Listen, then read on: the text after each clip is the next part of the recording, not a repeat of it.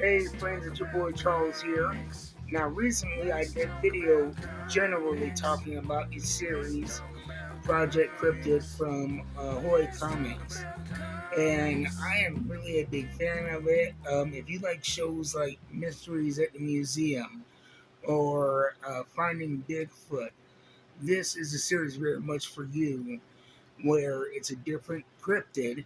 Those are animals of folklore or have been extinct or thought, to exist but haven't been proven.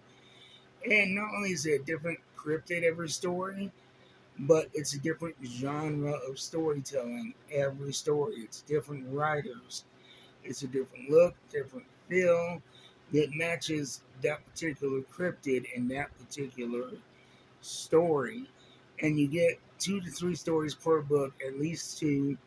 And this number 7 was a big departure in tone in storytelling from this. And just to give you a little bit of the rundown of how to do things, they have first off an information page about the cryptid, what its name is, what it's also known as, where it's located, a description, a little information, and the first time it was seen, and the most recent sighting. And it goes, if it's about Bigfoot, it actually talks about the BFRO, and even sightings as new as the Colorado train sighting. And so it takes, real events from the cryptid world that you're familiar with, and it spins off from that. And it's just such a fun book. You never know what you're going to get. The first story is called John Crow, and it is about folklore tied to crows, based on West African and Jamaican um, folklore. And it's very dramatically different tonal wise. It's black and white, which fits the story. And it's about a man who is, struggling with his own mortality and fear of death, which is really manifested in, the sighting of this crow. And this one time he looked the crow in the eye, and how, you know,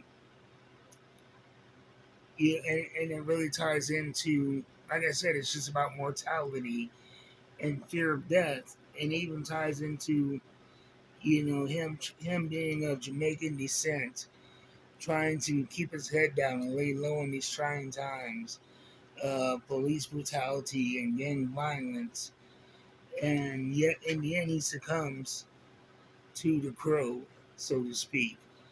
And it was, like I said, it was a big departure. It was very grim, very well told. There was lots of subtext, but it didn't treat you like a dummy. It didn't say this is what it's about, but you knew exactly what it was about the whole time.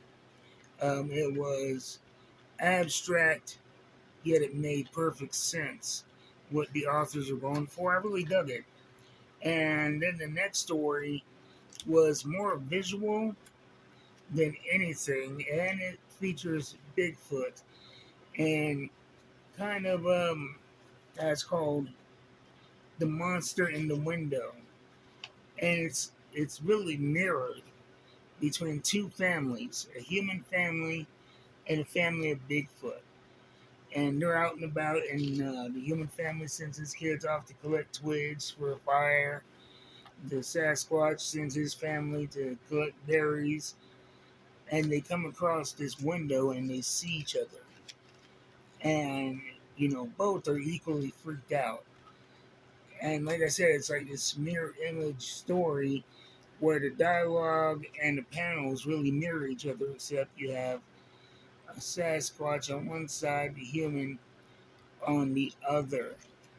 And, in the end, it's like kind of like holding a mirror up to ourselves. Like, are we projecting our own fears into the woods? I mean, it is so many levels to this story.